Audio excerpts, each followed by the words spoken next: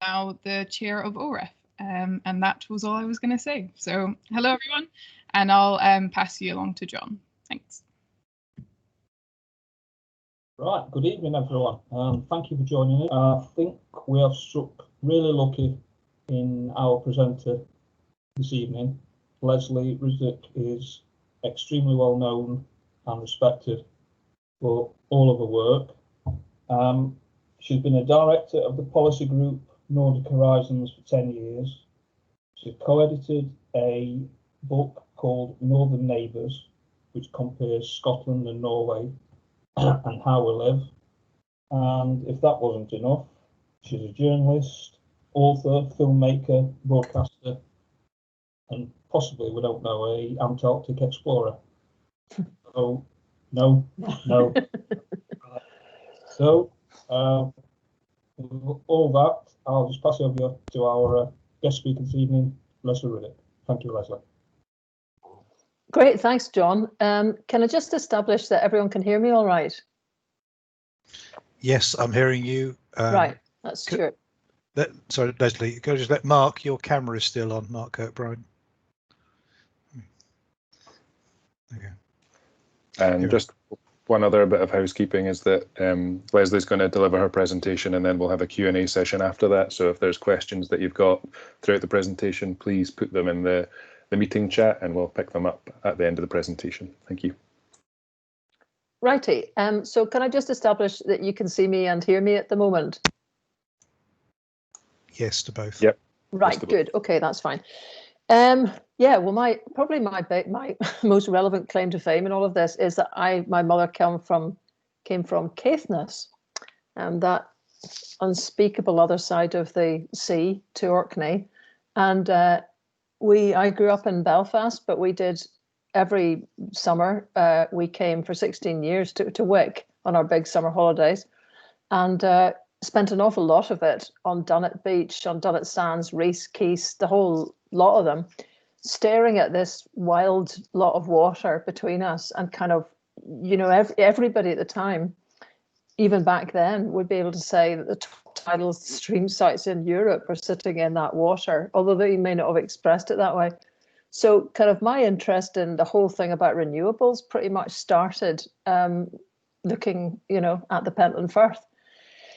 Today, I've got to just sort of make clear that I'm seeing I'm seeing people with problems on the guest function here. Does anyone want to come in just before we lose people and try to resolve their problems at all? I think the quickest option is just simply to log back out and log back in again. Other than that, I'll have to have a kind of side conversation with their settings. So just continue as you are, Lesley. Right. Okay. In fact, I might stop the old chat because I have such a tendency to want to try and fix things as I'm going. I'll never get going. But anyway, so yeah, just to be sort of clear here, I'm just here trying to talk about one aspect of things, which is really sort of local control and how it works in Nordic countries. Although I was involved with a marine energy project for about 5 years called Equimar, which was an EU-funded project to try to establish protocols for how you could compare marine energy devices. That's what I'm speaking about today, is about local control.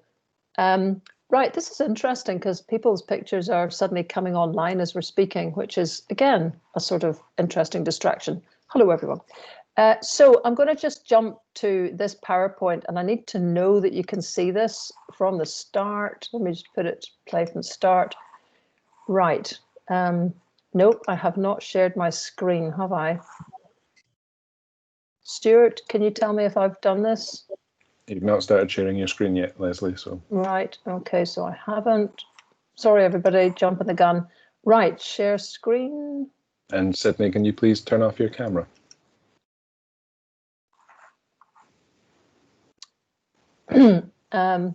Right. So, are you not? Why is this not working? Stuart, can you tell me again? Are you seeing this now? No, not yet. Ha. You know, you wouldn't believe this, people, but we actually have practiced this. How many times have we practiced this?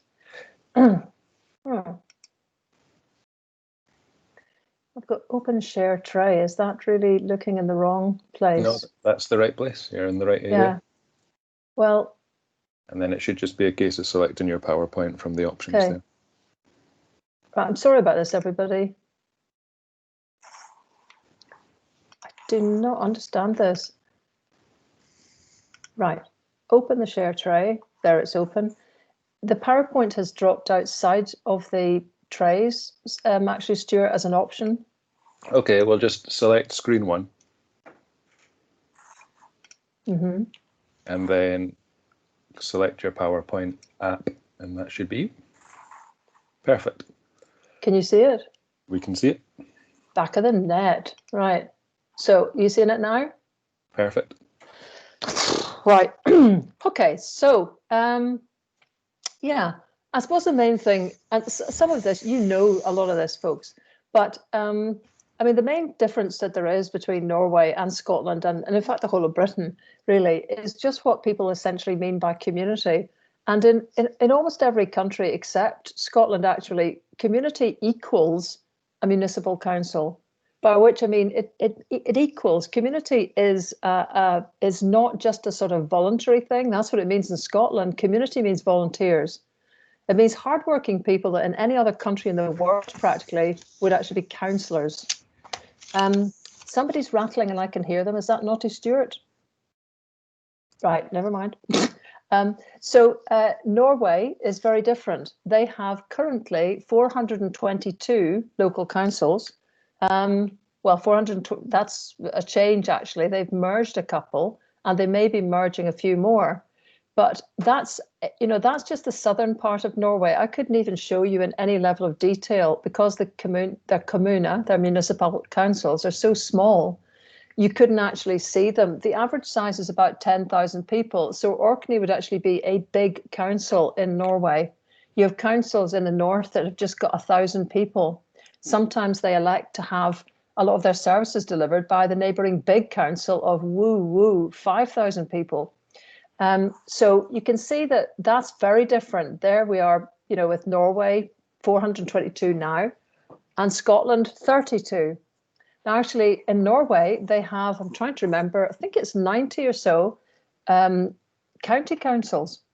So actually, Scotland isn't even at a county council level for what Norway's got. It's at some bizarre kind of regional level, these kind of size of councils. And just to kind of get you, well, there's I don't know why I stuck Northern Ireland in just for the crack, but, you know, it's not that Scotland is unique in this respect, but it's certainly kind of probably got the most concentrated, largest local authorities actually in Europe. Let me just go back to this a bit to give you just a few statistics. It means something. The average council in Scotland has got 170,000 people in it. The average in, let's say, the EU average has got 10,000 people in it. So that's 170,000 Scotland, 10,000 the EU. So you can see we're way, way out of kilter with what's normal. In Germany, the average council size is 5,000 people. The average physical size is 15 square kilometres. The average size in Scotland is 990 square kilometres. So it's extraordinary how out of step we are. When it comes to participation, that matters because folk, roughly speaking, are about half a mile's drive from their local council in Norway. The result is that about 1 in 88 Norwegians stands for election. In Scotland, 1 in 2,071 people stand for election. So we're losing people. We're sort of flaring people off by having these oversized local authorities, which mean people just have got no starting point. What does it mean in places that are hyper kind of wee? You know, just a couple of island chains north of you in Orkney is the Pharaoh Islands. I did a film about them, which you can find online. And there are many striking things about the Faroes. One of the most striking is that this little country, which is still a very highly devolved part of Denmark, has got 55,000 people. as a population. And I wonder if anyone can guess, I'm not asking you because this would kind of blow our system completely, but I wonder if any of you can guess how many councils you have on the Faroes with 55,000 people. I mean, bearing in mind that that actually wouldn't even really make half of a council in average in Scotland. The Faroes have 30 councils. 30 councils. They almost automatically have a council for each island, for sure, sometimes more than that. And they have tiny councils. They have one council with 25 voters, which people will think is crazy. But the point is, they don't deliver services. And they obviously don't have a director of education that's separate from a director of roads. What they do is they pretty much buy in all their services from the next door huge council of 1,000 people. But the point is, politically, their 3 councillors, who are all fishermen, they keep some level of control of what happens in their island. And nobody would dream of letting go of that. It's one of the reasons that the Faroes is the success story that it is today in all sorts of ways.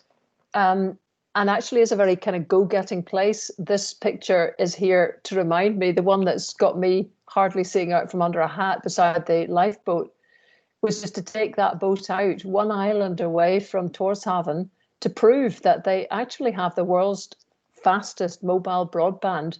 And as some of you in Orkney know, if they could just get if you could all just get some of the rules regarding broadband settled, they could be fibre opticing your islands and Shetland probably tomorrow. They've got pretty impressive opt-outs. This is Björn Samuelsson, who's an MP meeting Nicola Sturgeon at an Arctic Council event. But that's because the Faroes are actually not members of the EU, whilst Denmark is. And that's because the Faroese voted for independence in 1946 by a very, very slender margin. Denmark got a real fright and basically gave them the world's most powerfully devolved parliament, which has the right to sign international treaties. So obviously a fishing community like the Faroes, 98% of their GDP is fishing related, pretty much looked at the common fisheries policy and said, nah. So they didn't sign. So somehow they are still part of Denmark formally, but they are not members of the EU.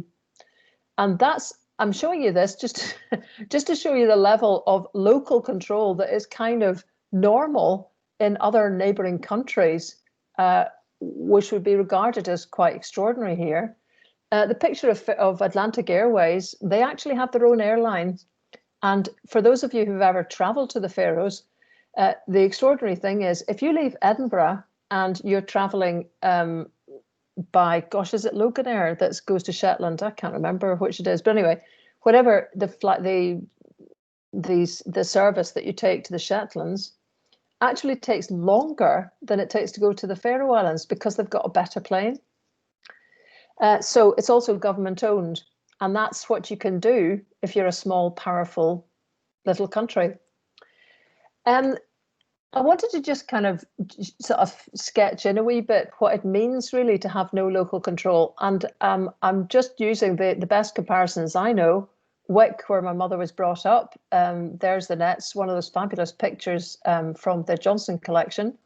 And on the other side is Hammerfest, which seems to have become like a adopted home for me because I've travelled there a lot to do with a PhD that I've just been doing about huts. And look at them, 1900, they're actually very, very similar. They're massive fishing ports. Then the stories of these towns really sort of diverged. Hammerfest went on to be completely transformed by energy. They installed one of the world's earliest hydro systems on the little river behind the energy house there on the yellow building. That was way back in 1897, I think. And it was financed by a tax on beer, which the fishermen weren't that keen on. But it produced 5 streetlights, and possibly it was one of the first sets of streetlights in Northern Europe. It kind of went on the blink about 18 months later, and it turned out simply that no one had ever installed this kind of equipment so far north and it needed better insulation. Whilst they were fixing that, they found a better drop on the river, got more power out of it. And by 1900, almost every house in Hammerfest had one light inside and went into the new century twinkling away in the Arctic darkness. In stark comparison to Wick, which was still on tilly lamps until the 1940s, when Tom Johnson brought power to the glens and electricity got hooked up for the first time. Why? Because the people of Hammerfest could touch that river without a riparian owner telling them to get off. Finnmark as land is sort of nationally owned, and the kommune, like most municipalities in Norway, owns land and has no great difficulty really in buying patches of land that it needs. So this is what happens. Way back in 1897, these guys were learning to use the resources in ways that allowed them to keep people on the land. And that was primarily because they had that local control. This company that set up the light system, Hammerfest Strom, which just means power, went on to become one of the great tidal turbine producers, as some of you may know. It pretty much, they began to speculate about if the turbine that was in the river was placed in a frisky little bit of water like the Kvalsund Strait, which is where my friend Inger-Lisa is standing, marking the spot. That, they wondered, perhaps would drive some tidal energy. So they've been plugging away at that for decades, which is why they've become leaders really in the production. The company's been taken over since then, in a way that poor old Wick has been quite unable to reproduce, despite sitting on the motherlode of all tidal energy, the Pentland Firth. So again, this is what happens when you don't have control over the land. Here's another one. Lofoten. The Lofoten Islands are just utterly beautiful, and they are sitting in potentially a big area for oil exploration. That is probably not going to happen at all now. Why? And it's not because of some massive decision that was taken by the central government. As you can see here, it's because the local parties decided. I'm just trying to see, because actually, how annoying. These the way this is presenting, you're not right. You're not seeing all the things that I'd rather hoped you would in the order I'd hoped you'd see them. But I can't do anything about that. So just all I can say is that Nordland and Trom's county councils, basically decided they didn't want any drilling. The end.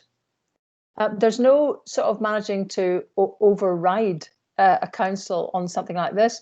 And the big policy shift is that the Labour Party has basically said, since the councils are against it, that's the end of it. It's against it too. So that sort of gives you an indication of the sort of clout they've got. My mother, whose surname was Moore, she was Helen Miller Moore, she was convinced we were Norwegians, and we went to Moore and Romsdal in the search for moors, for more moors, and discovered there were no moors in Moore and Romsdal, but we did have a good time. And we visited little islands that are off the beautiful city of Ålesund. You can see some of them there. And the thing that astonished my mother was that they were all connected by tunnels. They were connected to one another and to the mainland by tunnels. And it meant that there was hundreds of people living on islands that would otherwise be probably pretty much deserted.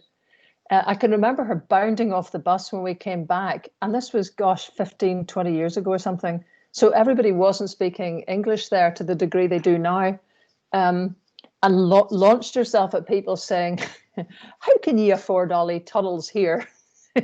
And they explained that this was kind of not that unusual, and that Ålesund, the local council, had levied a sort of toll on entering Ålesund, to be able to create the finance. They got some of it from central governments, most of it actually from that tolling regime, and they built the tunnels. practically the first in Norway to do that. I think they went on then to create this bridge. And this is part of the answer of, if any of you have ever taken the Hurtigruten boats up the side of Norway and marvelled at the infrastructure you see, a lot of it is because local councils have been able to take this level of initiative, which, you know, of course, is very difficult to be done here. The biggie for Norway is hydro. This is the Labro Falls, which is in the town, running through the town of Kongsberg, about an hour from Oslo. And it's got one of the oldest hydro stations and hydropower stations. This was quite a significant thing, because when Norway became an independent country in 1905, it discovered that an awful lot of its rivers had been bought up by private industrialists, many of them from Britain and from the Netherlands and Sweden. So fundamentally, its main resource at that point was foreign owned. So they passed concession laws, which essentially turned these purchases into just long leases, which then, after another concession law, got shorter and shorter until effectively the rivers were nationalised. And they built fabulous power stations. One of the, again, this is a still from a film that I made about Norway, and interviewing the guy who's the curator of this, because it's being one of the first hydro dams stations. It's now sort of been mothballed, but it's kept as a museum. And he made the point that these were like palaces for the new Norway, because this was the new state being able to say, this is the kind of thing we're going to do. So they're beautifully, they're architecturally stunning. But again, here's the important point. Where did the money go for the hydro? It went to the local municipalities. Hydro is a state-owned resource, but it's the state as made manifest by local councils. The money doesn't wheek off to Oslo and then wheek back. It goes and stays in the commune, the municipality that's lucky enough to have this running through it. And again, that's the reason that local places have got so many facilities, because they had the money in the first place, because they had the blasted resources in the first place.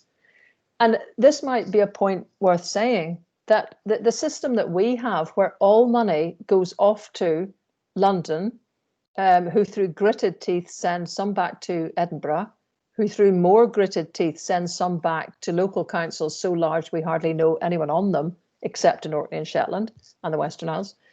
That is weird. Nobody else is doing that. Everybody else is keeping the money that they raise locally and for having some subvention from the centre to try and equalise out poverty, inequality, remoteness and things like that. But nobody understands why you would send everything off when actually the money's only going to come back to you to provide the services. So that's really the biggest difference. Sweden is probably the most different of all the Nordic countries. If you are living in Sweden and you earn less than £35,000 a year, you don't pay a penny of tax to central government. Not any. Central government is financed entirely by higher rate taxpayers and corporation tax. You pay all your income tax to your local council. And if you think that's weird, I can tell you they think our arrangement is even weirder, because all the facility, you're paying directly to the place that's going to provide you with everything. So, and perhaps from the point of view of power, there are 92 local energy companies in Sweden, which mostly map onto council areas. So councils think that they're there to provide district heating and, well, cheaper energy than the going rates as part of being a council, which then brings them into all sorts of useful things like being able to use refuse. They are huge recyclers of rubbish and get a lot of energy from that. So the fact that they are also responsible for energy and for refuse collection lets them put very, very virtuous circles together in a way that doesn't happen here. Oh, there we are, Labro Falls. I'm just going to finally go through some of the stark statistics here which underpin all of this. And you, those of you who know me would not be surprised that land ownership really sits at the base of an awful lot of this. You can see here the percentages of land owned by individual farm families in these different times.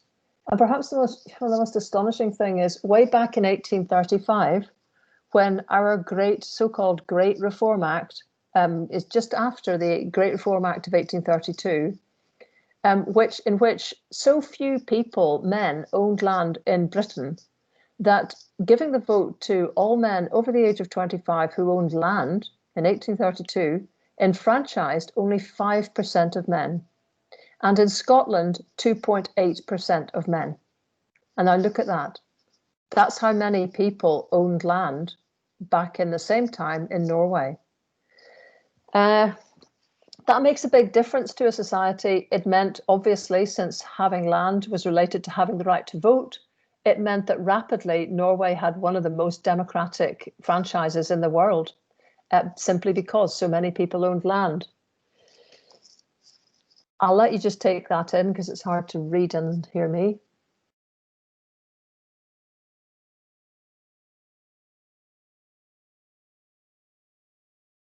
So this is the point. I mean, you can argue about whether Orkney and Shetland with Udall tenure have had a slightly different kind of experience, but fundamentally, feudalism has just knackered Scotland and has made it totally normal for people not to own anything and to be at the bottom of a long series of feudal rights and to be tenants, conditional, nervous, looking over their shoulder, insecure. And people may think, that's ancient history. No, it's not. That kind of thing of waiting for this sort of hand to come down on the shoulder is still sitting embedded in generations after a lot of this was a norm. And it's very hard to shake off because none of us, very few of us, are lucky enough to live places where this was just not their experience. We imagine everywhere it's just a variation on the theme. It's not. We are weird. Oh, there we are. I've just written a book about this, Huts, a Place Beyond, and some of the statistics that are to follow come from that. Because this is another aspect of what we miss out from. It's very hard to get land for a first home in most of Scotland. So getting anything for a wee hut is completely impossible. And it's why there's 500,000 huts in Norway and 500 in Scotland. Here we are again. It's this business of being owners and tenants. Owners to tenants, back in the beginning of the Second World War, it was 11-1 in favour of being an owner in Norway. It was almost exactly the reverse in Scotland. And actually things are not getting any better. Looking at the calculations in the last Land Reform Review Group report, astonishingly, there's actually an even greater concentration of landowners, like that's fewer of them now than there was back in 1872 with the first land register. Forestry, I know that you guys do know what a tree is, don't you, on Orkney? Because you've got one. No, you've got quite a few over on Hoy as well. But forestry is important. As a resource, it's important if you want to have huts, because huts are nearly always located in forests. But look at the trend there again. The same trend is true. Look at the number of owners. And it's unbelievable, really, the proportion that Scotland sits with. I mean, just a tiny percentage of forest owners for the kind of population size that we have and the size in hectares. There's things happening about this, of course there are, but what's not happening is changing the size of local authorities. What's happening instead is that local communities who feel they can get their act together go in and try to buy out assets, whether that's land, bridges, pubs, all sorts of things are being bought out. And the Development Trusts Association is growing kind of like topsy. It says it's 250 members. This will be well wrong, I think, now. That's just a kind of a list of some of them there. I know that Westray are definitely members with their wind turbines. And this is fine. And I was very involved with these guys on EGG at one of the earliest community trusts and buyout from Keith Schellenberg there in 1997. And really, EGG have absolutely been motoring. There's a wee miracle for you. that's a 2-bedroom house, self-built, sweat labour, built with using materials from literally behind the site. There was always dubiety about whether or not you could use Scottish wood if it would be dense and strong enough. They've just made beams that are about twice the width of normal beams, and it seems to be load carrying very well. But there's what's extraordinary. Because Egg was bought by the community, they've given plots of land for free to young people. Take the price of land out of a plot, and suddenly, using your own labour, you can build a 2-bedroom house for 40,000 quid, which is, you know, I'm not sure that even in Orkney it's possible to point to somewhere that could happen. If those folk then sell this on the open market, at that point they pay the full cost of the land back to the Isle of Egg Trust, which does the same all over again with someone else. Now, that kind of, I can tell you, I first went to Egg in 1991, and you would not have believed that the people that you met then were actually able to just be quite this life and dexterous and clever. But it was there the whole time. It was just well mashed under because there was no local control over anything. They were run by an absentee landowner. They were part of Highland Council that was like 3 days trip away, 4 during the winter when the ferries didn't run. Now, so much of that power is repatriated to where they live. And suddenly, begorra, people come up with all sorts of great ideas. So I suppose what I'm sort of saying is that it matters to get the community at the centre of things, but a community is not the same as a wee council. It doesn't have the same powers, it doesn't have the statutory form, it doesn't have the capacity, and it doesn't have the, actually when it really bluntly comes down to it, the democratic methods. All these communities are great stuff, but they don't need to be as democratic as a council does.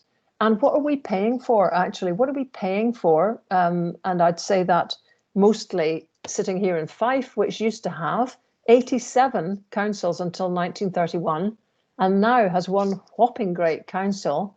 We're paying, I live in a village here that doesn't have any recycling. It doesn't have a bus service. What am I paying my council tax for? You know, a lot of people are now double dunting. They're having to fill in the things that these large councils cannot provide by themselves, by their own efforts in their own communities, and still pay a council tax to a council that doesn't, they feel, give them the full welly. So that's a wee kind of overview of all of this. I wonder if I'm skillful enough now to put myself back in vision again. Oh, I think, have I switched myself off? No, maybe I can put myself back on again. Stop sharing. Right, I've stopped sharing. Is anybody there? Yep. So are you wanting to get your PowerPoint back again, Lesley? Sorry? Are you wanting to get your PowerPoint back, or is that it done? No, that's it. Okie doke. Cool. So Can you see me just? Yeah. You're just on your video, so we can all see you. Okay, fine, good. We've had quite a few questions in on the chat function. You might want to take a peek yourself. Of course, Laura had to pick ones that I'm going to have to pronounce poorly and embarrassingly. So she said that it would be interested in Lesley saying more about LAN in Sweden and Fylke in Norway, which are more like Fylke Kommune. Yeah, the Fylke Kommune are what I was talking about. They're the county councils. So they're the larger councils. As I say from memory, I think there's about 91. Yeah, they have some. Those of us who are old enough to remember the regional councils here, there's roughly that kind of split in functionality. So it's not, you know, there's a lot of representation around. And what was the other thing, as well as the Fylke Kommune, Sweden? Is it the LAN? It's A-L-A with an umlaut and N.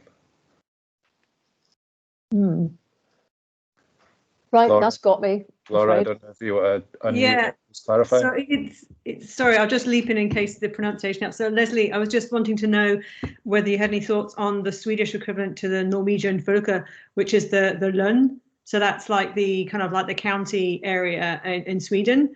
And just because I was really interested in your focus on the commune, which seems so important, but there are larger administrative organisations in Norway and Sweden in particular. So maybe it's about saying a little bit more about the fylke, why you focused on the commune and how much power the fylke have, which is similar in Sweden, that they call it the Lund. It's a different historical but larger county organisation. Well, because I was asked on to talk about local power, and a land or a fylke is not considered local. It's just as simple as that. I mean, if we want to talk about regional structures, we can do that. I don't know so much about them, but the emphasis, the bit that's really different for us and the purpose of kind of this whole presentation has been to try to look at the whopping difference there is at that very ultra local level. Well, you say ultra local, but it's just local. For us, it's ultra local because it's not regional. Cool, thank you. Okay, another question in from John, which is, how do we go about having reverse devolution where the smallest communities decide on what powers to keep and what to pass on to the centre? Well, I think you need a bit of a revolution, actually. I mean, I find when I'm talking about this kind of thing that a lot of people will kind of agree with this just sort of instinctively and intuitively, and then start to get cold feet because people will start to think, oh my God, it's too expensive. And there'll be postcode prescribing, and there'll be some poor counties that don't have any money. And it'll all be very difficult. And it will be difficult because Britain is a very centralised state. I've just described the situation in Scotland. It's marginally better in England, but not hugely so. And really the direction of travel of most structures in Britain is extremely top down. So what you're suggesting, which is basically almost that the local unit becomes the primary source of governance, and it then decides, it picks for itself which powers it wants to have, that is nowhere currently in the thinking of either British or Scottish government. And it's also currently, I think I'm right in saying, although the Greens may have something on this, is nowhere in any party political manifesto. So currently, there's nothing, nobody is going to change this. No political party presently is making this, is either got this as a policy, or in the case of the Greens who do want to do something about it, it's not really a huge priority when they've got the other things obviously on their books, like, you know, the climate crisis and so on, and they're a small party, so they don't get many cracks of the whip. So I guess you could make an argument that the kind of movements within the Crown Estate over the last couple of years has been a slight progress towards devolution, but that's still central government handing that down as opposed to locals capturing it. I would, I mean, again, my knowledge of this may be imperfect, but as I understood it, the Crown Estate income in Scotland, am I right in thinking, goes to the Scottish government? Yeah, so that's changed ever so slightly, that there is a kind of coastal communities fund. So they are moving more towards a model where their revenue is, where it's generated locally, is trying to be allocated locally, and that has started to come through in conjunction. Which is fine, but you know, you'd have to ask, if it weren't just for the difficulty of change, what would it take to keep creating ad hoc structure after structure with each new opportunity or problem that arises, rather than actually just knuckle down and deal with the structural problem? So I'm not knocking the coastal communities thing. That's great. And I know that Andy Whiteman particularly was campaigning for something like that from the start. But here's another layer of something. The coastal communities are not councils.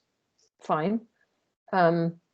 They may find the same problem as all sorts of buyout communities have found, which is burnout, having to sort of learn a whole language of responsibility to be able to accept money and use it properly, and finding it very hard to actually hand on to another generation things that are absolutely pivotal for that community. So it's a toughie, but I don't think myself that we're going much beyond window dressing.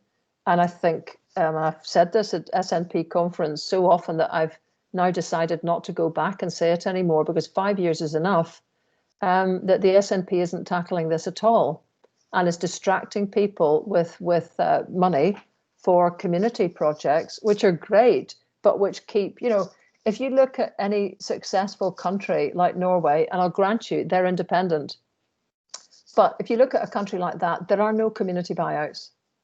There, by its nature, a community buyout is an effort to extract your community from a crap system.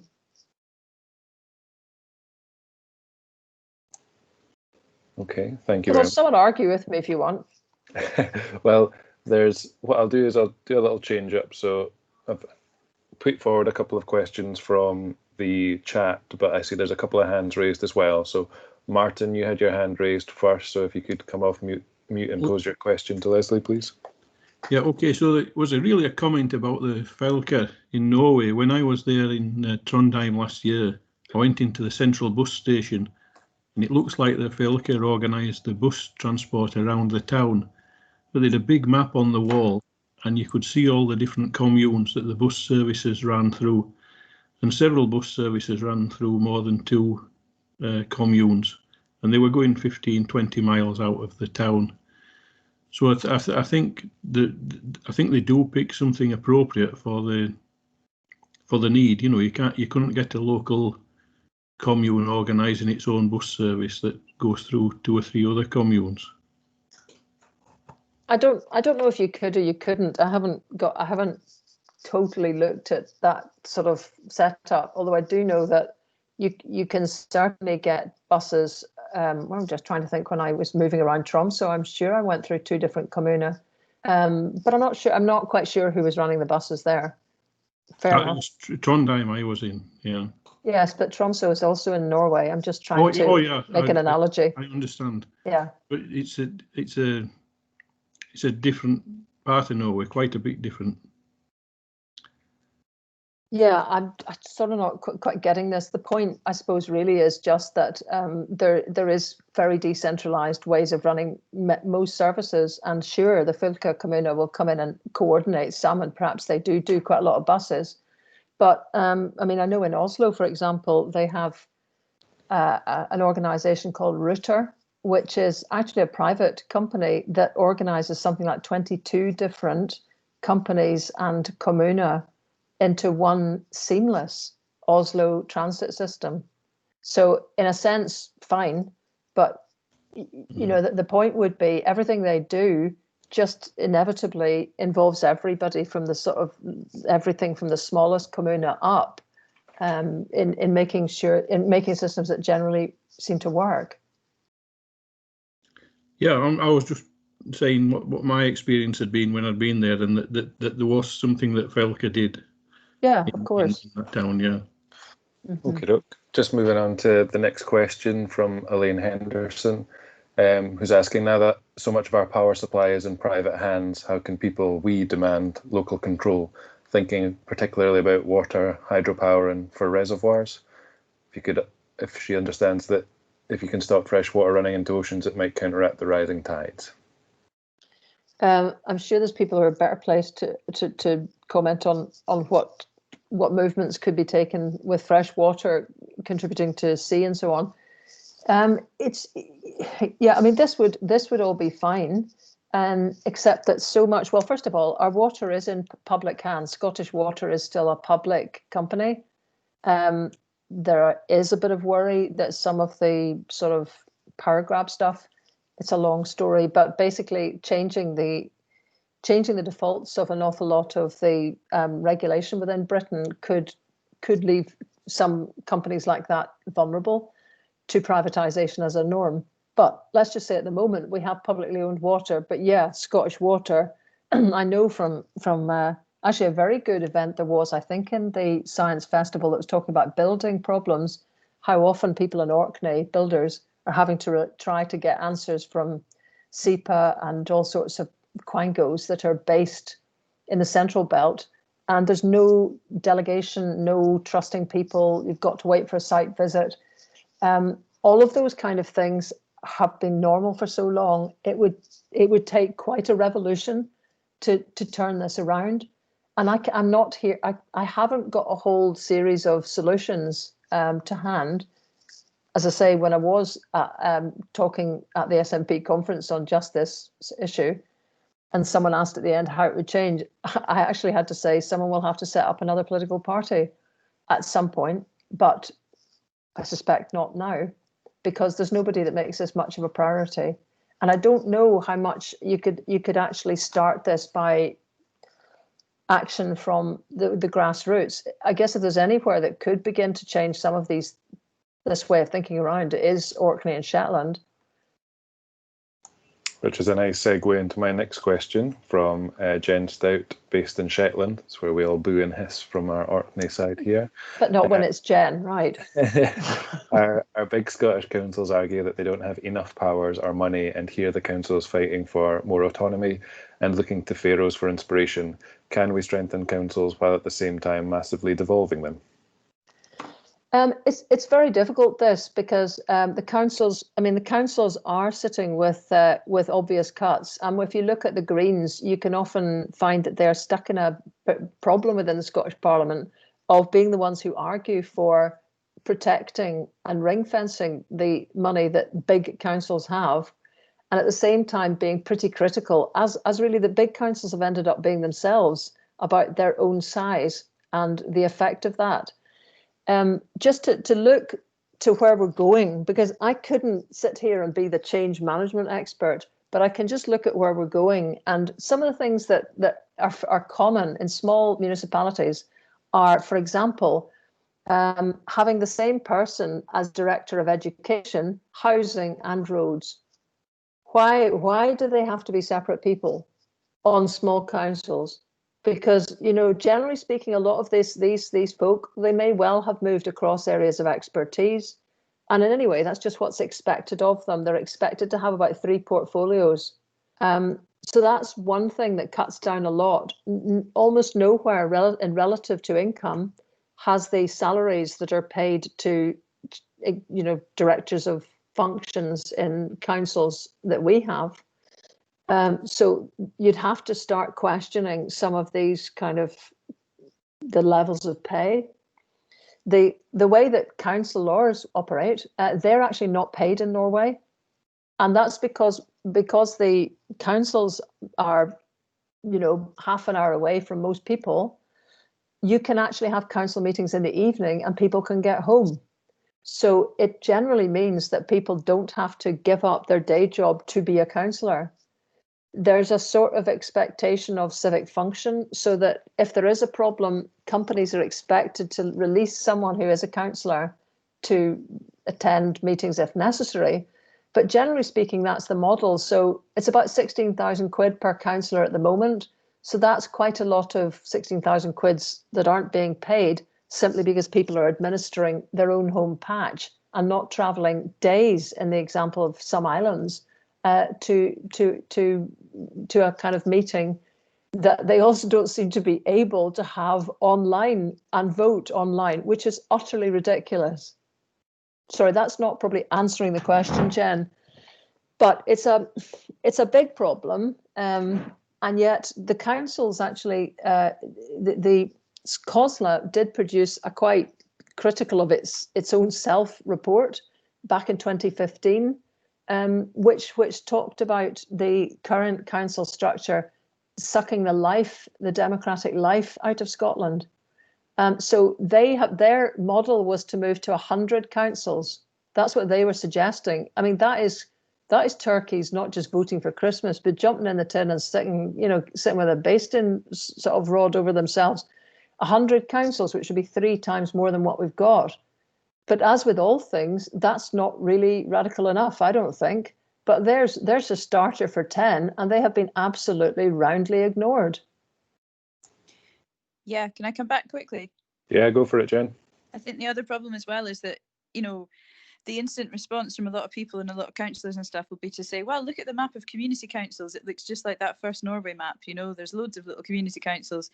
And having been both an activist and a journalist working in local news, I honestly think they're worse than useless. They suck up people's power and their energy and their enthusiasm and make them, because they're so powerless and often so pointless. And now we have this weird situation where large amounts of wind farm blood money is being distributed through community councils, but there's not the expertise or the accountability really on those on those bodies to deal with this kind of stuff. So it's so broken, the system, you know. Totally. And I mean, I'm sure there will be people in the wider audience who are community councillors. There invariably is, and actually I should say, directing this as well to councillors, you know, the big councils. This is not personal. I mean, this is all about structures. It's not about individuals. And there are councillors who are knocking their pan in, trying to overcome the vastness of distance and the connection with their folk. But yeah, community councils were set up as a SOP when district councils were abolished in the 1970s. They have no statutory functions. They can be completely ignored. Their average budget is £400 a year, which is meant to be spent on stationery. You're having a laugh. That's what we're talking about as local councils. This is nothing. By contrast, actually, England's doing better because it has town councils which have got an average budget of £750,000. Jen, you're scratching away a wee bit there. The English councils have got a £750,000 budget, which is funded by precept on the rates. And that was in a recent survey of EU local democracy, that was found to be the weakest local democracy in Europe, right? They've got £750,000 as their average, and we've got community councils with £400 that have to spend it on stationery. It's just, you know, if anyone was really trying to have a proper conversation about this is just utterly laughable. But of course, the other thing is community councils don't necessarily have to be elected. If there's no finite size to them, then it doesn't prompt an election. And I know because I was at the last meeting of the Association of Community Councillors in Scotland, who were appealing to the big councils to pass bylaws that would require a certain size of community council to trigger elections. But the big councils just never quite got round to it. So fundamentally, in the village I used to live in Fife, one family decided that they wanted to be the community council, and they were just the community council. Nobody could get rid of them because there was no election, because there was no upper size. And if their dog had wanted to be on the community council, he'd have been on there as well. And I mean, there are community councils that are very active, but this is the thing again. Of course, there are always exceptions that sort of prove the rule, but this is set up to fail. This is the one that really got me was Grangemouth Community Council, who'd been asked by Falkirk, I think, to do some sort of survey of their community needs. They took it really seriously. They spent 18 months on it. They submitted it to Falkirk. Falkirk completely ignored it. The only thing Grangemouth could do to show how completely furious they were was to dissolve their own community council. That was the only power they had, was to dissolve themselves. So, I mean, nobody... In the midst of everything we're dealing with, you know, a change into, you know, green power, a climate crisis, COVID, constitutional questions and all the rest of it, this question just kind of floats around and disappears regularly. And yet, I really haven't heard many people come back. And you'll actually hear as well politically, every now and again, somebody will pipe up as the champion of proper local democracy and then, you know, continue to have no detail on it. Jim Murphy did it. Douglas Ross has done it. Bring it on, as the wee man said. You know, if somebody's willing to go in of the other parties, occupy this space and argue for genuine local democracy, I will be forced to eat my words and support them. But I don't think I'm going to have to do much eating yet. Thanks very much, Lesley. I also see that Gareth Davis, you've got your hand up. So would you like to pose your question to Lesley? Yeah. Lesley, I think it's fascinating to kind of think through a lot of the points you made about the different structures of communities. And as you said, Orkney and Shetland have a slightly different history to some of the rest of Scotland. And I was minded when you were talking that in the 1970s, when there was the oil came to Orkney and Shetland, the local authorities got a bit more power there. And I think that's something that is kind of lingered in the memory, and people are now thinking about how that can be used again. And we've got an initiative in Orkney called the Reflex Energy project, which is designed to create a local energy company in Orkney. And if that's successful, that's hopefully going to be replicated in other communities around Scotland and around the UK. So we're hoping to go to Shetland and the Western Isles next. Do you think that that kind of building local empowerment around energy, is that a good synergy? You know, what you talked about there with Hammerfest, I think was a really inspirational. Yeah. And what I was thinking of in a practical sense is, it would be wonderful to think about all the communities you visited and maybe think about ones that you think are particularly good examples that we could follow, because you know we've got our own experience, but it would be great to maybe get, not maybe necessarily on the call now, but afterwards perhaps we could follow that up and get an indication of where you think might be good to team up with. Yeah, sure.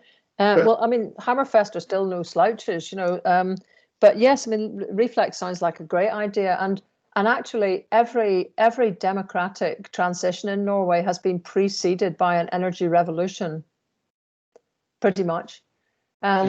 You know, so it's extraordinary how closely linked that, you know, the development of hydroelectricity and the move towards independence, but then beyond, has, you know, the two things pretty much went hand in hand, and actually then hydro created the template for oil. So that, I mean, the oil fund didn't come from nowhere. It came from a belief that energy was a windfall that shouldn't belong to a private individual and should be a state-owned thing. In the case of oil, it became the state as manifest by the whole of Norway.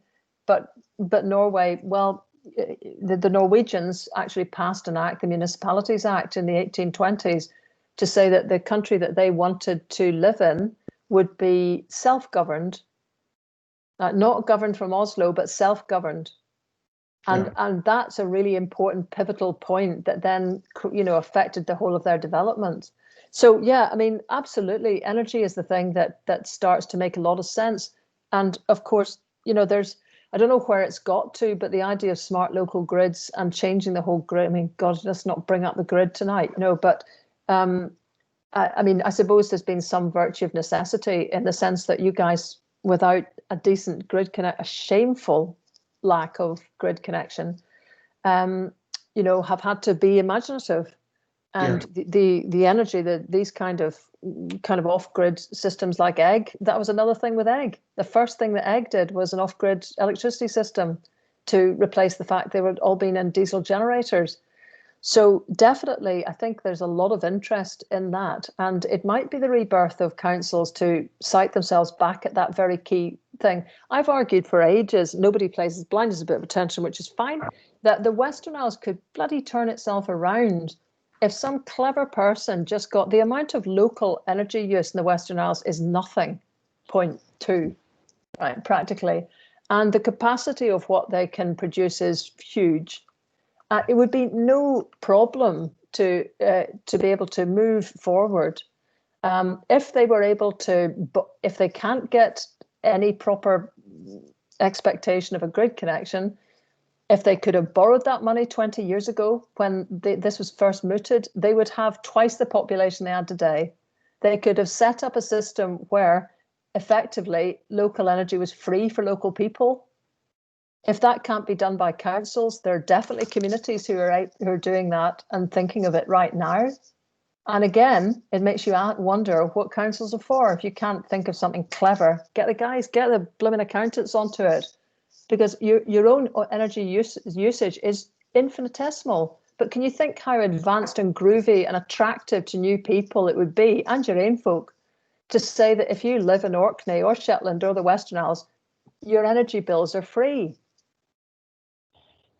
We'd love to be able to do that, but yeah, I take the principle. But yeah, there's certainly a lot of benefit that can accrue locally, for sure. Yeah. Okay. I think this kind of interactive session is working quite well. So instead of me asking the question, Neil, you're up next. Would you like to ask the question that's in the meeting chat, please? Yeah, thanks, Stuart. Lesley, you mentioned that one in 88 of Norwegians stood in some way for public office. I was just really wondering whether that was one in 88 during their lifetime or at any given point. I'm just trying to work out how they deal with fatigue, because you know it's like in any club or society, you end up with it's quite easy to have a very fertile period, and then people basically burn out. I just wondered how that works. How long do people tend to stay on the councils for? And I'm just curious to know how that works. Yeah, I don't know. That statistic was came in 2011, so I think that was just actually a slice across those who stood in 2011. But sort of the expectation of burnout is a very British thing, and it's basically because we have not got supportive structures. So I mean, let's say I was in Stavanger in about 20, I can't remember, something 20, no, I can't remember, probably about sort of 7 years ago, and met a young chap, Torsten, who was the secretary of the Labour Youth. It was certainly before that awful Utoya shootings, because I was worried for a stage that he was there.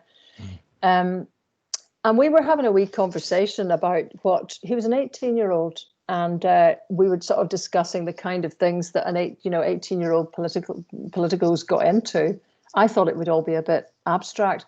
The big question that was plaguing Norwegian Labour youth was whether or not it was better to use all the scientists in Norway to come up with, to really crack carbon capture, or to try to resolve mobile energy supply problems for the developing world. So, right, that's quite big stuff. And then I discovered he was also a councillor, 18-year-old lad. And I mean, all the questions I was asking him, is that a bit difficult? Is that, how do you get to council meetings? He was looking at me like I was something from another planet. He said, Rory, why would I have problems getting anywhere? I mean, it's in Stavanger, I live here. And the point is, the participation rates of women and young people are much, much higher. I couldn't give you the statistics now, but much, much higher once you get very local councils. And then the next thing people often ask is whether or not these councils are actually apolitical. And actually, funnily enough, they're not. It seems to be a characteristic of rural councils that are over large, that they seem to end up with the great and the good disguised as independence. And actually, the smaller the council gets, the more political organisation actually starts really at the communal level. I mean, lots of people like Jonas Gahr Store, who was at that time the foreign minister, and I think is the current leader of the Labour Party. He started off as a Kommune councillor, so that it's the other way round. An awful lot of the party systems in the Nordic countries are very shaped by the fact that so many of their people started at very, very, very local level. And I know some people will have bad memories of the Labour Party being quite equally shaped by the councillor phenomenon. But then that was councillors, if you remember, within a system that was first past the post, just completely corrupt, actually, in that single respect of not ever allowing kind of, there was no point in voting for anybody else. The Norwegians introduced proportional representation in 1919 at every level. I think actually local was first. So they've had 100 years of having to compromise with one another. So practically everything that you think of as the way politics works, party politics, whatever, seems to work differently there. I'm not saying that they don't have any problems of burnout, but it's not something that you hear people talking about a lot. That's interesting, Lesley. Thank you very much indeed for that. Stuart, I just noticed Steve has asked a question, and as one of our councillors, I wonder if there might be a link there. Yeah, Steve, on you go. Hi, Lesley. How are you going? Long time no fine. see. Yes, hi, Steve. I can't see you, but never mind. No, I can't either. Burnout used to be a problem on Egg, as you know, and is a problem here as well. So I was interested in your comment about the Swedish system, and if people don't have enough basic income, they don't pay any tax. And so my question relates to, have any of your smaller commune, to your knowledge, experimented with universal basic income? I know that the Finns have, and the Finns discovered some remarkable things when they did this experiment, like the mental health improved, so less references to doctors' surgeries for physical and mental health. There were more business startups, more creativity. And what's all this got to do with local power? Well, it gave people energy, it gave people time. And often in small island communities like ours, that's the problem. You know, the same people are doing all the jobs. So have you encountered any of these welfare type issues and universal basic income in these small communes? Are they looking after people in the welfare sense, as well as developing their assets and managing their assets? Well, I did actually go to a conference just exactly about basic income in Tampere in Finland last summer. And the ironic thing is that the Nordics are not very keen on universal basic income. And the reason is because they think they have really good welfare states. Now, you could have arguments about whether they do or don't, or whether there's things that could still be done. But the consensus, just let me finish with this thought a wee bit. Who provides the welfare state? Is that done at local level or central level? Well, go back to what I was saying earlier. You know, so much is controlled by the local authorities, and they keep a very sizable chunk of their money. But I mean, the standards of welfare provision are extremely high in nearly all the Nordics. In fact, it's one of the main characteristics of the Nordic model. So their kind of approach is that if it ain't broke, why fix it? Now, a lot of people felt that was pretty smug. And obviously the Finns had a pilot, which was run actually by a Conservative government that kind of surprised a lot of people. But the Conservatives' interest in Finland was to see if people were given a basic income, if they then came off at unemployment registers and began to become more employed in a formal sense. And they deemed the scheme to be a failure because that wasn't the outcome they found. But just the things you did describe were the case. I mean, many people who were trying to be carers just became carers who weren't stressed out of their brains trying to make money at the same time. People became more creative. They started doing became students. But there wasn't a sort of noticeable rise effectively in GDP, which is what that Conservative government was hoping to find. The other thing to be said about that was it wasn't a proper universal test because it was open to, from memory, about 500 Finns sprinkled all over the place. And that's not what people who want to try universal basic income want to have. They want to have everyone in a certain area, regardless of their income, getting a basic income. If you are relatively well off, it will be taxed back off you again. And that's the reason that the Scottish government is reluctant to do it, because that taxation would take money back to Westminster at the moment. But there are 5 pilot schemes in Scotland.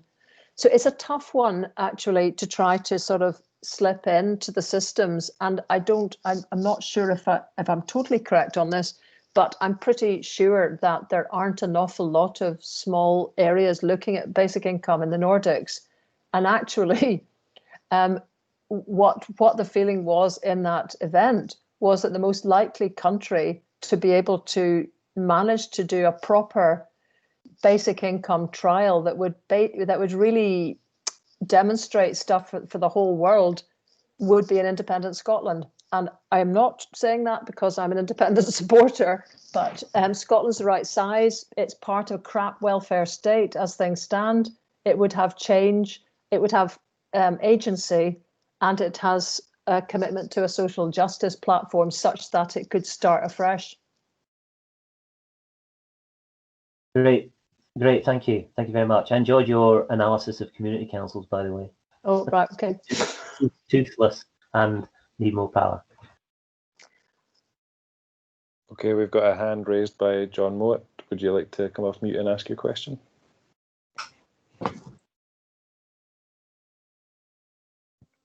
Hello? Hello. Yeah, you can hear me there. I'm John Mowat from Kirkwall.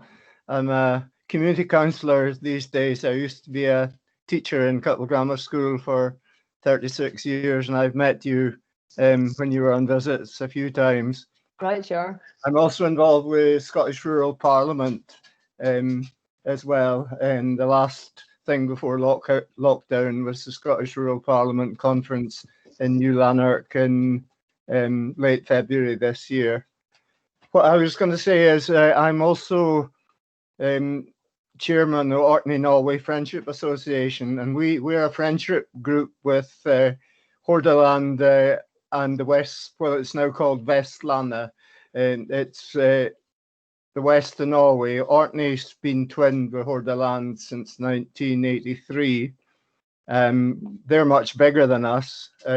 Hordaland, Westland now, it's kind of about the size of Highlands and Islands all together, but as you said, it's broken down into maybe 80 or 90 commune now of populations varying from Bergen to 200 plus thousand to the small islands and small places. But I used to take groups of school pupils to Norway every second year for a period of about 36 years, and wow. we built up a lot of contacts. And on the back of that, the council in Hordaland got interested and decided to twin with Orkney because they wanted a link with an English-speaking country.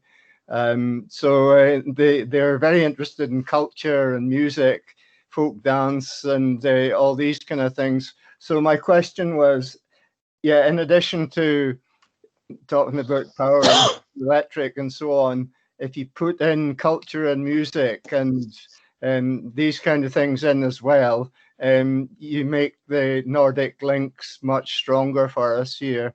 And they're just waiting. We have University of Highlands and Islands now here, and they're looking at similar things in Norway as well. So how far do you think it's important to go down the cultural route as well as learning lots of things? I mean, we've so much to learn, as you was just said, from what you've been saying about how democratic and grassroots orientated everything in Norway and the Nordic countries are.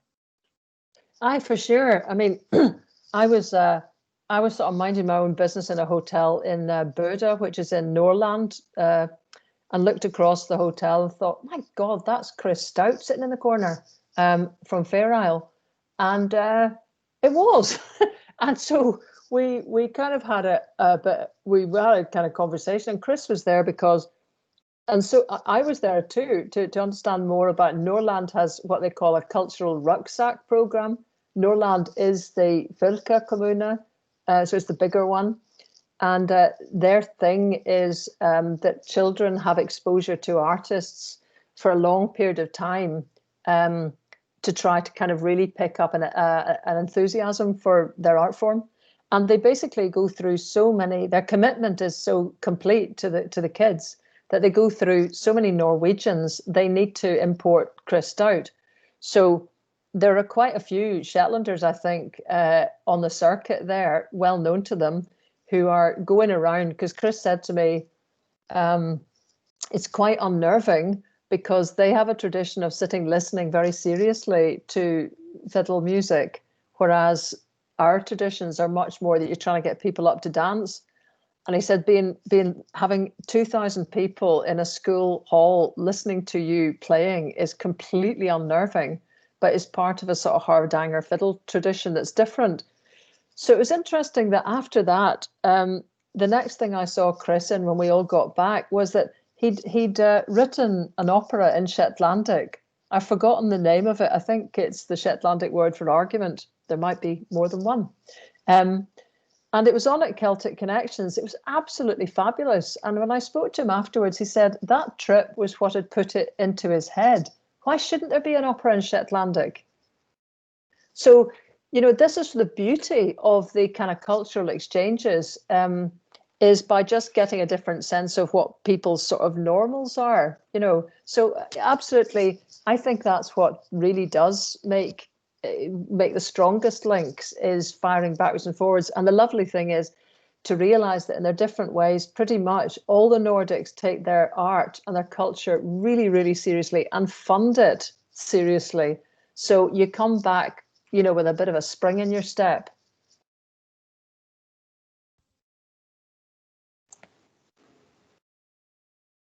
Thanks for that, Lesley. Do you have any follow-up points on that, John?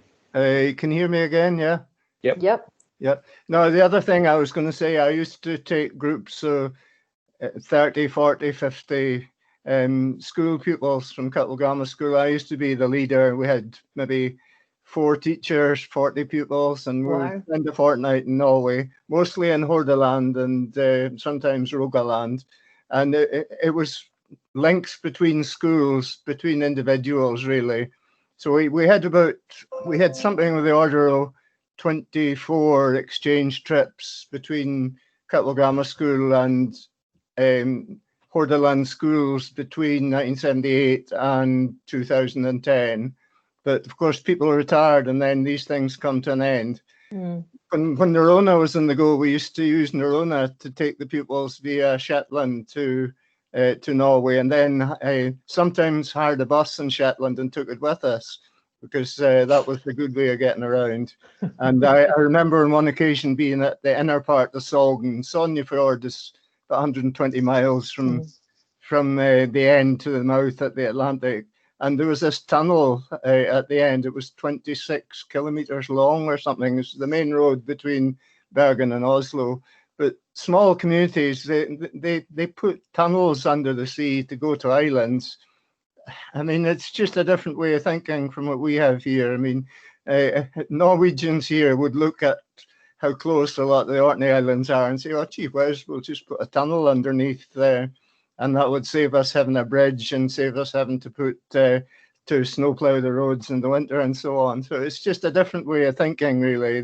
They think big, but it's just what they're used to doing. I mean, as you say, we're community council, and Kirkwall Community Council, in fairness to it, works reasonably well, because it's about 40+% of the Orkney population, and we encourage the Kirkwall and St Ola and some of the neighbouring councillors to attend, but of course they attend voluntarily, and some councillors are forever in evenings attending meetings. So it's much less, but it's much more voluntarily done here than would be the case in Scandinavia.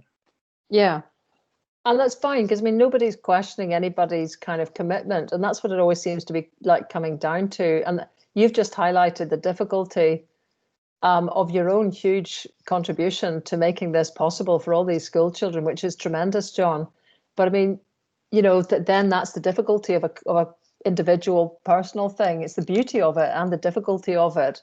I'm not saying that if you had more, you know, if you had a Kirkwall council, I'm not saying that kind of that would necessarily have kept on more, but it would have somebody to do the backroom stuff, somebody to just take the stone out of having to do all the, you know, arrangements.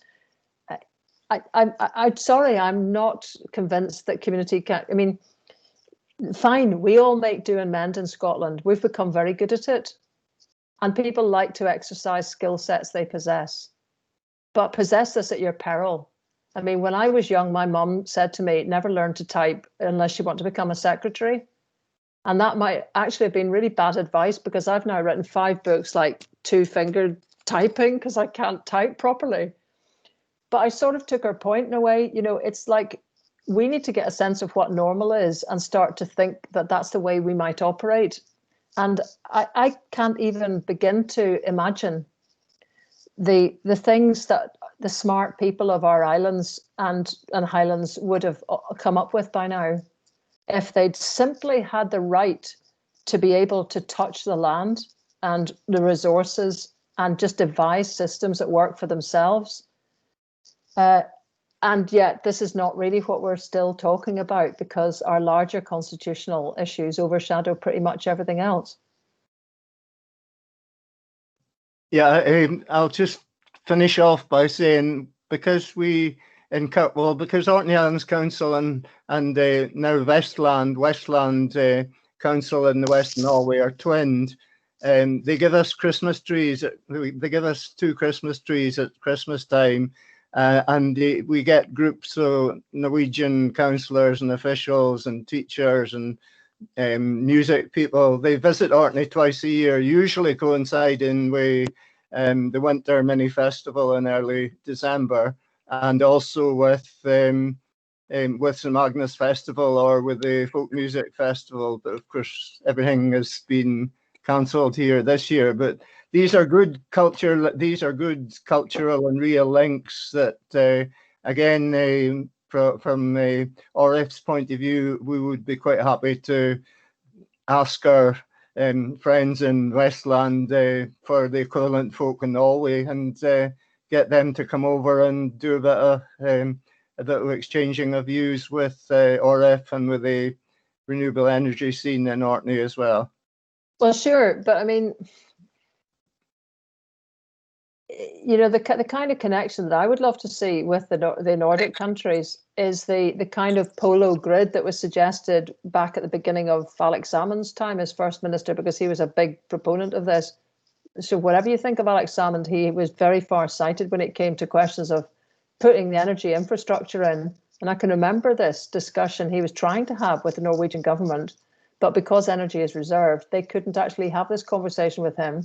But it was to put a new polo grid infrastructure in the North Sea to collect all the green energy that's coming from the islands of Scotland right round the coast of Norway, principally because German taxpayers are willing to pay extra to have green energy. And we can't even do that.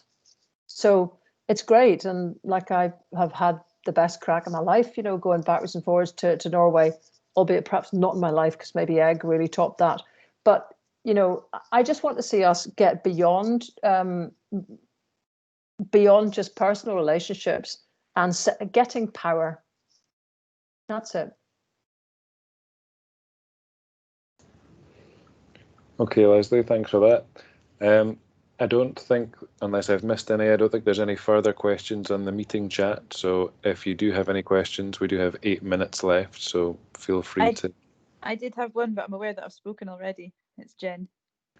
Yes, Jen, I think I thought some of that might have kind of been touched upon in some of the other questions, but go for it. Yeah, well, sure. It's a brief one. Why is the SNP so shit on this? When it was land reform, we understood, we could see the vested interests that were in the way. When it's fishing, we can see who the minister is pals with. When it's gamekeeping and stuff, we see how these things go. What is the SNP say such good stuff on this and then nothing happens? What is the obstacle? What is the vested interest that is stopping any progress on this, do you think?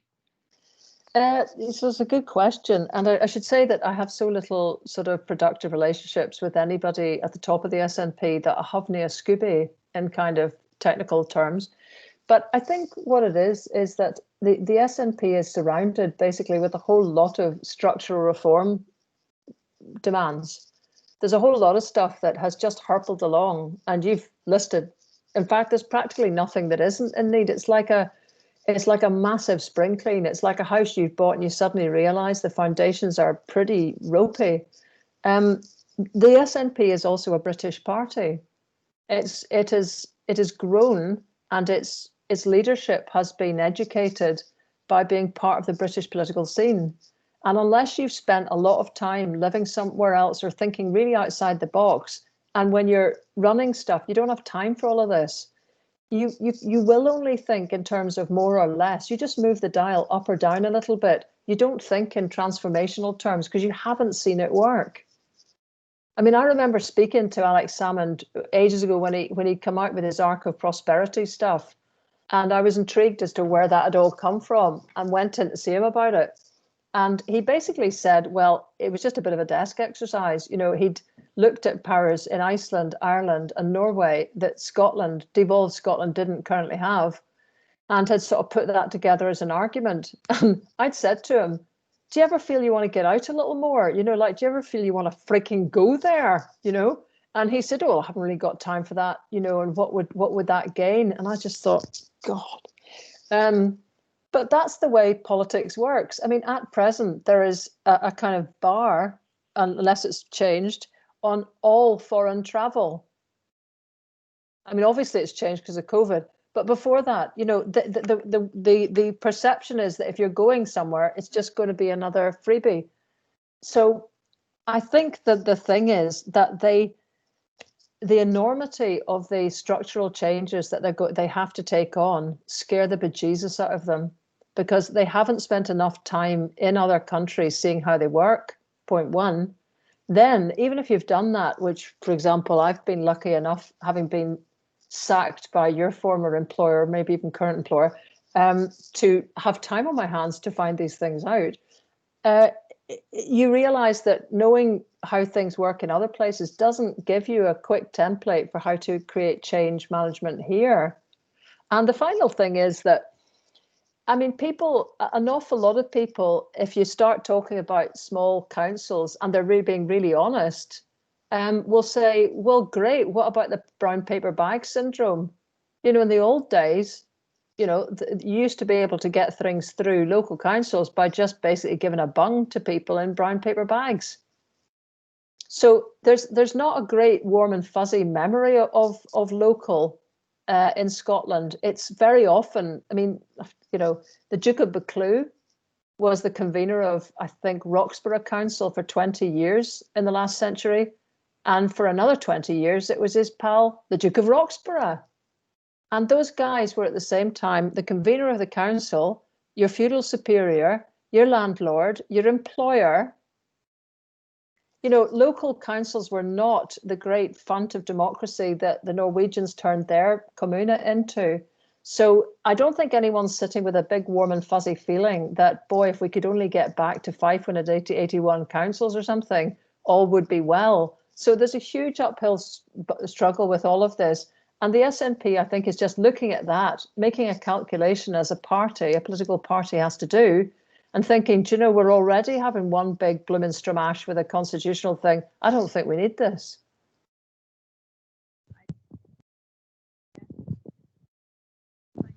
You've gone strangely quiet, Jen.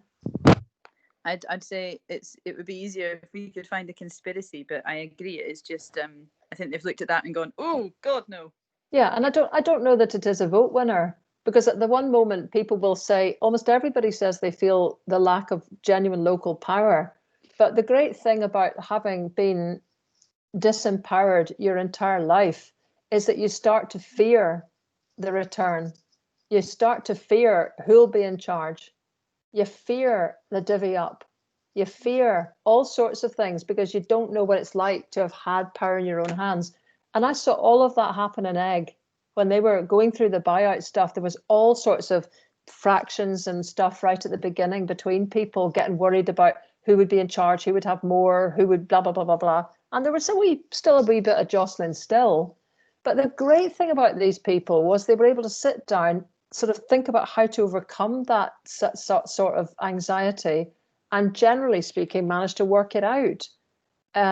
And this is the final problem about it, is just that until you try and do things in life, you simply don't know what your capacity is. And we haven't had the chance to do things in life except off-grid. So we don't have a confidence about our own abilities to basically make democracy work locally, because we've never had the chance to do very much with it. And I would quite accept Orkney and Shetland are an exception to that.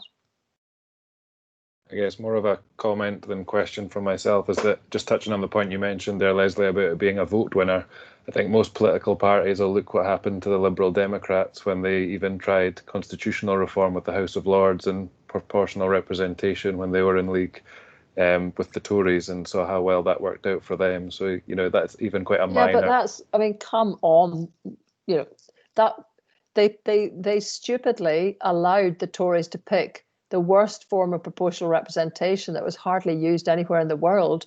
I mean, really, I will end this sounding probably like the ranting nationalist that many of you may think I am, but it is a characteristic of the British government that it tends to divide and conquer very well. It's had, you know, centuries of experience at it. And what it does is it comes up with plans to address democratic concerns that are basically rubbish. So what it does is it divides and conquers everybody. It was the same with English devolution. And that was actually under John Prescott in the Labour government. What was suggested for the north of England was so unappealing that the Geordies voted not to have control of themselves. So this is a pattern. Same with the original vote for the Scottish Assembly. It was just crap enough to divide people and not pass a threshold, although the threshold should never have been there. So it doesn't surprise me, you know, that what happens in Britain over and over and over again is that fundamental things don't get tackled, because once there's a head of steam built up, a crap alternative is put forward, which divides and distracts people. And that gets you 10 more years before it all builds up again. It's the thing that just makes me despair, you know, because we go round and round and our energies get wasted on this, and people could be doing so much more productive things. And I'm delighted to hear, you know, about the Reflex idea. These ideas are the ones that can really begin to motor forward. Well, thanks very much, Lesley. That's us at 1 minute past 9, and we finish sharpish at 9. So I don't know if Evelyn or John wants to say any parting words, other than to give thanks to Lesley for her presentation and for a very thorough and robust Q&A session. Yeah, thank you very much, Lesley. It was very enlightening. Sends us away with some really hard questions to ask ourselves, I think. So thank you very much for coming and talking to us this evening. It's been a pleasure having you. Not at all. Just hope I can get back to Orkney physically and get your folk festival on next year. Be great to see you then, Lesley. See you soon. Yeah. Look Okay forward to then. it. Thanks, Lesley. Bye. Bye. Bye. Thanks, everyone. Bye now. Thank you. Thanks, Lesley. Thanks. Bye. Thank you.